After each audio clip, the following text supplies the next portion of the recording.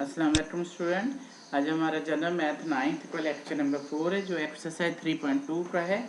उसमें हम सॉल्व करेंगे क्वेश्चन 6, 7 एंड 8। क्वेश्चन नंबर 6 है, एक दुकानदार चीज़ों पर ऐसी कीमत लिखता है कि 10% छूट के बावजूद उसे 15% नफ़ा हासिल होता है। अगर एक चीज़ पर कीमत फ़रोख्त 720 रुपये हो तो दरशुदा मालूम क्या होगा, दरशुदा कीमत जो लिखी हुई है, कीमत फ़रोख्त उसने दी हुई है, दो चीज़ें दी है, तो हम मालूम करेंगे दरशुदा कीमत। दिया क्या है, पहले छूट दी है 10%, पहले हम 10% छूट के हिसाब से कीमत मालूम करेंगे और फिर उस पर 15% नफ़ा जो है ना वो ऐड कर देंगे। चलिए, फ़र्ज़ किया चीज़ों पर दरशुदा, ये हमेशा दरशुदा कीमत लेते हैं जब छूट की बात आती है। अगर कीमत खरीद और फ़रोख्त की बात आए तो हमेशा कीमत खरीद फ़र्ज़ करते हैं। अगर छूट की बात आती है तो दरशुदा कीमत हमेशा फ़र्ज़ करते हैं। फ़र्ज़ किया चीज़ों पर जो दर्ज कीमत है वो 100 रुपये है, छूट कितनी है 10%, तो कीमत फ़रोख्त कितनी होगी, 100 में से 10 माइनस कर दें तो 90 रुपये कीमत फ़रोख्त होगी। अब ये वाले 3 स्टेप जो है ये आपने बहुत दफ़ा दोहराए हुए हैं। इसमें मेन सिर्फ ये होता है कि अडवर के बाद क्या लिखना है। अडवर के बाद हम दो चीज़ें लिख सकते हैं, एक तो कीमत फ़रोख्त लिख सकते हैं, एक तो दरशुदा कीमत लिख सकते हैं। अब दोनों में से यहाँ कौन सी आनी है, आपने मालूम क्या करनी है। सवाल में क्या रहता है, दरशुदा कीमत मालूम करनी है, इसलिए दरशुदा कीमत जो है ना इक्वल से राइट हैंड पे होगी, जिधर ये मैंने 100 लिखा हुआ है, तो फिर इधर क्या बचेगी, कीमत फ़रोख्त ही आएगी। अडवर के फ़ौरन बाद अडवर कीमत फ़रोख्त 90 रुपये हो तो चीज़ पर दर्ज कीमत, जब ये 90 आई थी तो उस वक्त देखे हमने फ़र्ज कितना किया था 100, इसलिए दूसरी तरफ 100 आ गया। अब अडर चीज़ पर कीमत फ़रोख्त 1 रुपया हो तो ये 90 उधर जाके डिवाइड, अडर चीज़ पर कीमत फ़रोख्त 720 हो तो ये 720 ऊपर वाली वो रकम वैसे ही नीचे उतार लेते हैं और ये 100 उधर आके मल्टीप्लाई होता है। इन्हें आपस में मल्टीप्लाई करें, 100 मल्टीप्लाई 720 और डिवाइडेड बाय 90। उससे कैसे किया, ये 0 0 से काट दिया उसने, 9 1s are 9, 9 8s are 72, 100 को 8 से मल्टीप्लाई किया तो 800, ये आ रही है उस पर चीज़ पर दरशुदा कीमत। मतलब अभी इस पर 15% नफ़ा रहता है, वो ऐड होना है।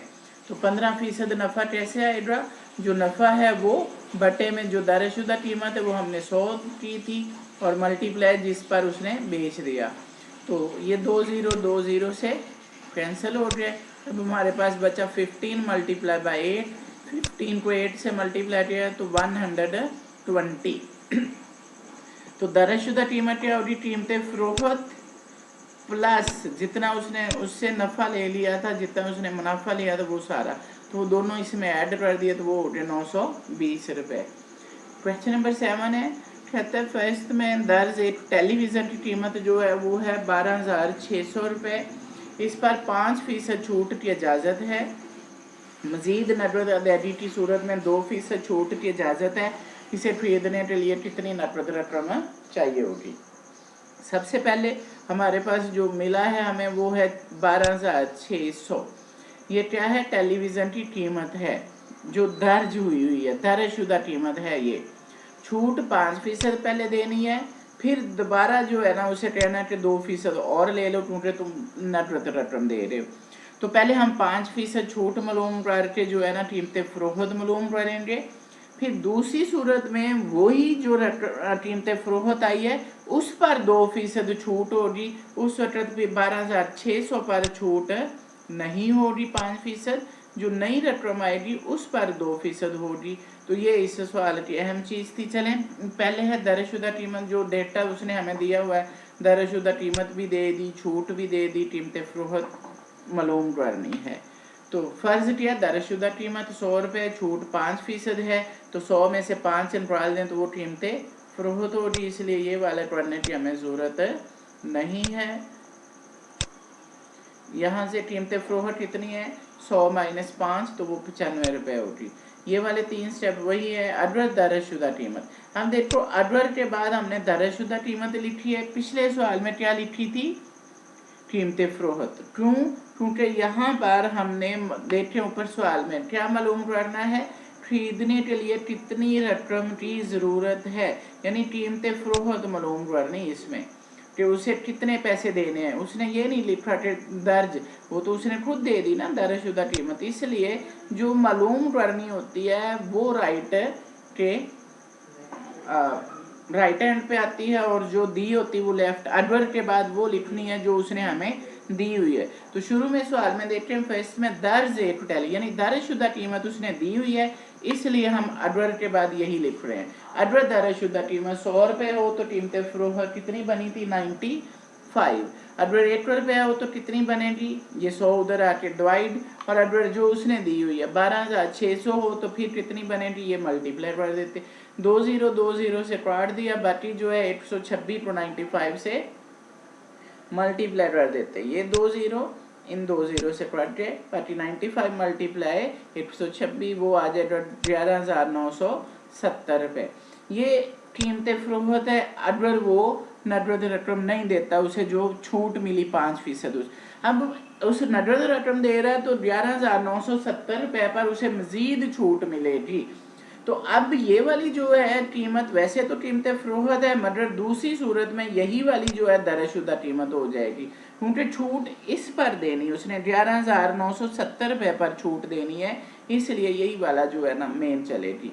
तो अब कीमत फ़रोख्त ब्रैकेट में लिख दिया, दूसरी सूरत में दर्जशुदा कीमत।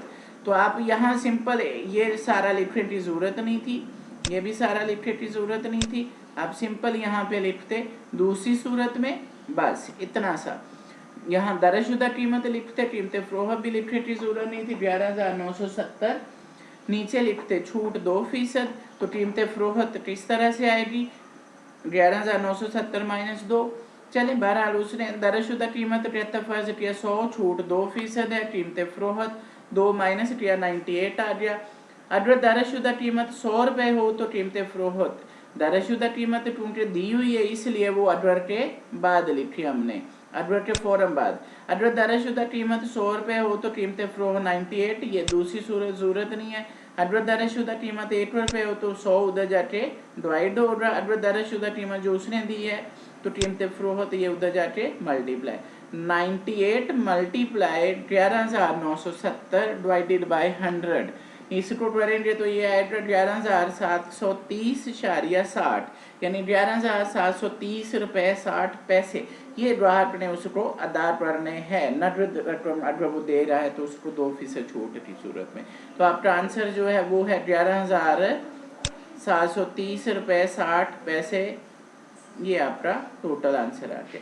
अब क्वेश्चन नंबर 8 है, अगर एक हीटर पर दर्ज कीमत पर 15% छूट की इजाज़त हो जबकि अभी भी उसे 2% नफ़ा हो तो नफ़ा फीसद क्या होगा अगर दर्जशुदा कीमत पर बेचा जाए।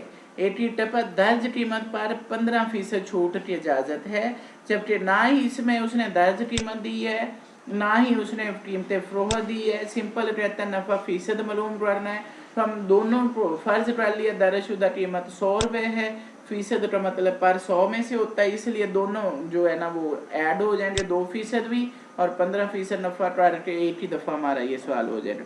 दर्जशुदा कीमत 100, छूट 15% है, कीमत फ़रोख्त कितनी हो जाएगी 100 में से 15 85, तो 85 रुपये पर कुल नफ़ा कितना होगा 15 पहले छूट दे रहा था और 2% उसे नफ़ा भी हो रहा है, तो ये दोनों टोटल 17% उसे नफ़ा होगा। ठीक है, तो अब जो है 100 रुपये पर या दर्जशुदा कीमत पर कुल नफ़ा ये करने की ज़रूरत नहीं है जो उसने ये किया हुआ है 17 रुपये लाने के लिए।